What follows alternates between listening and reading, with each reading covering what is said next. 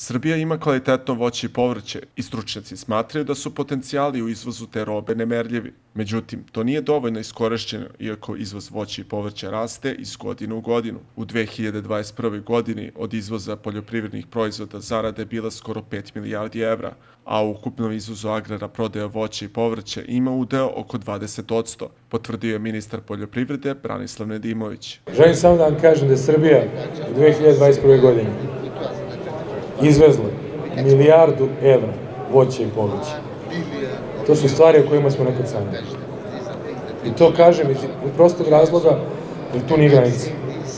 Otvaramo novo tržište i idemo dalje.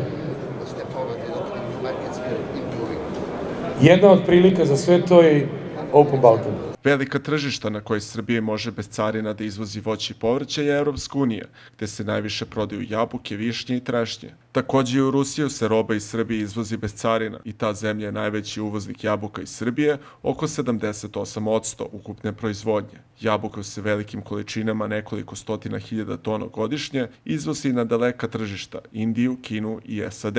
Nedavno je tržište Ujedinjenih Arapskih Emirata i Bahreina otvorila širom vrata za sve poljoprivredne proizvode iz Srbije i to je velika šansa za domaće proizvođače, jer te zemlje mogu da proizvedu tek četvrtinu potreba za tim namirnicama.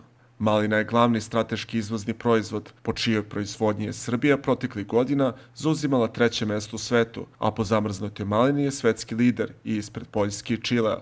U porastu je proizvodnja borovnica, a nešto manje jagoda, za kojima postoji velika potražnja. Kada je reč o povrću, uglavnom se izvozi zamrznuti program, kao i sušeno povrće.